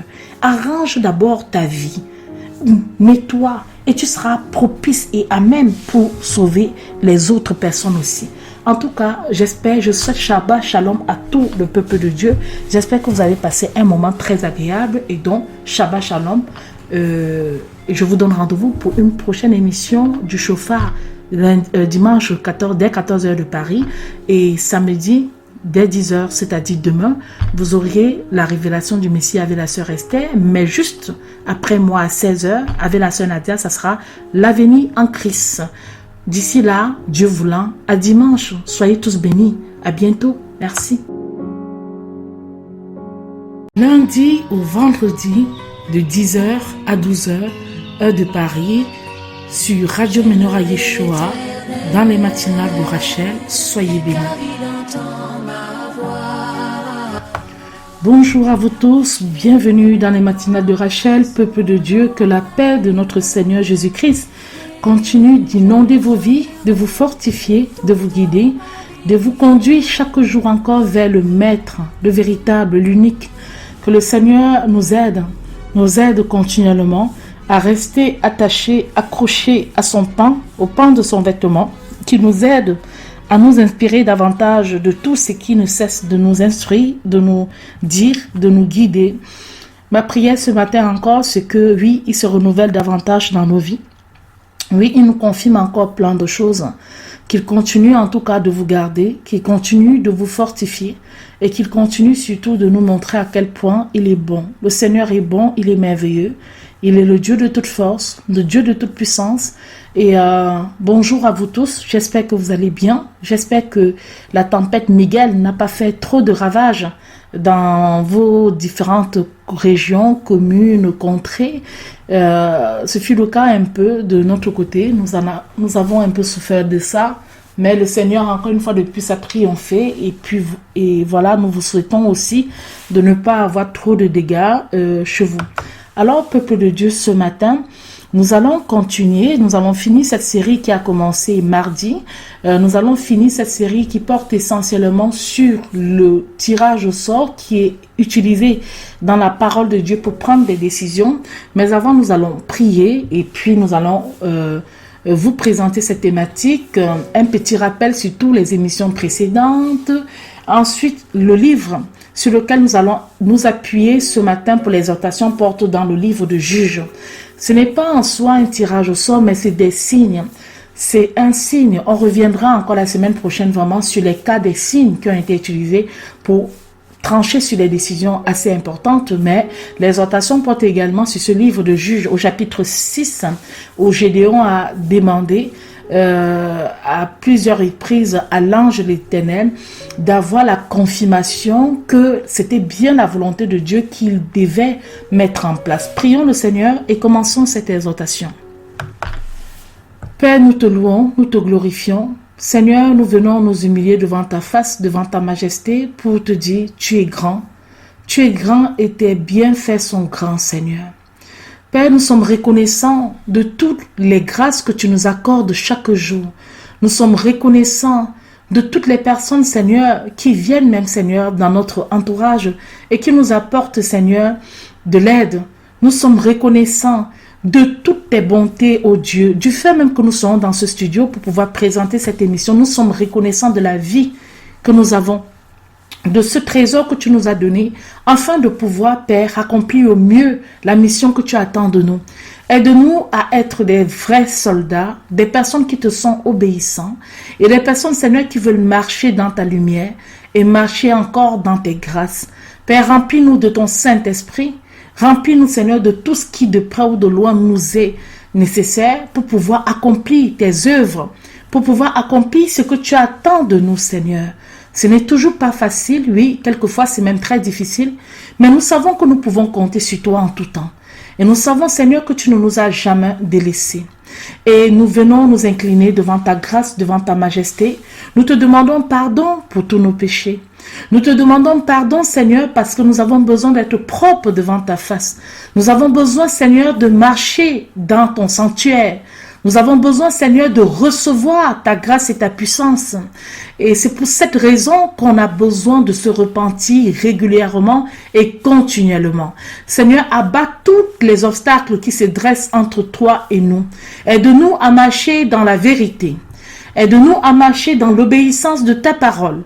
Aide-nous, Seigneur, à être des enfants dignes du royaume, des enfants du Père, le Père éternel, le Père saint, le Dieu tout-puissant. Oh Dieu, que faire? Que faire dans ce monde de tribulation, dans ce monde d'agitation et dans ce monde d'ingratitude, Seigneur? Lorsque nous voyons des personnes qui ont autorité sur les nations, ne même pas avoir la reconnaissance pour toi, Seigneur, cela fend le cœur. Mais touche nos dirigeants, touche le cœur de tous ceux qui ont la gestion du peuple, touche les présidents des différents États, des différentes républiques, Seigneur, afin de tourner leur cœur à toi. Nous savons que tu es capable de faire, Seigneur. Nous savons que tu peux toucher le cœur même d'une personne très endurcie, même d'une personne très athée, même d'une personne très occultiste, même d'une personne très méchante. Tu es capable de briser le roc. Tu es capable de transformer des cœurs de pierre en cœurs de chair. Nous te prions et nous nous inclinons devant toi, devant ta face, Seigneur, afin que tu prennes pitié de ton peuple, afin que tu viennes soutenir tes enfants, afin que, Seigneur, tu viennes les aider à marcher dans ton sanctuaire, à marcher devant toi, à marcher dans ta lumière, à marcher, Seigneur. Oh Dieu, merci. Merci pour tes merveilles, Seigneur. Merci pour tes grâces immenses. Merci pour tout ce que tu as mis à notre disposition, afin que nous puissions en jouir en plein aisance, Seigneur. Merci pour tes nombreuses bénédictions qui tombent sur nous, ô Dieu. Donne-nous d'être reconnaissants. Tourne nos cœurs vers toi et que nous puissions, Seigneur, avoir des cœurs attendris à ta grâce, des cœurs qui se tournent véritablement vers toi, Seigneur. Aide-nous, Père. Soutiens-nous davantage encore, ô Dieu. Remplis-nous de ton Esprit Saint, Seigneur. Remplis-nous encore, Père, de tout ce qui nous manque et de tout ce qui nous empêche d'avoir une relation parfaite avec toi. Nous sommes comme des enfants qui parfois tombent, parfois rampent et parfois courent également. Nous voulons être des adultes, nous voulons avoir une foi ancrée sur du roc. Avoir une foi, Seigneur, qui s'émerveille tous les jours. Une foi qui repousse au loin les mauvaises pensées, les pensées de tristesse, les limites, les choses que nous ne pouvons pas faire ou que nous n'arrivons pas à faire. Seigneur, aide-nous. Aide-nous dans tout ce que tu estimes que nous devons faire. Aide-nous et soutiens-nous considérablement, ô Dieu. Père, nous avons besoin de toi. Oui, nous avons besoin de toi. Nous avons besoin de ta lampe. Nous avons besoin de ta lumière. Nous avons besoin de ton éclairage, Seigneur. Nous avons besoin, Seigneur, de ta majesté. Car ta majesté, ta magnificence nous inonde, ô Dieu. Merci, Seigneur, pour tes grâces. Merci, Seigneur, pour ta gloire même, Seigneur. Merci, Seigneur, pour le sacrifice que tu as fait pour nous, ô Dieu. Seigneur, souviens-toi de notre reconnaissance. Souviens-toi, Seigneur, quand tu reviendras, Père, de tout ce que nous faisons pour toi. Souviens-toi, Seigneur, de nous et ne nous abandonne pas, ô Dieu. Merci, Seigneur, pour le pardon de nos vous.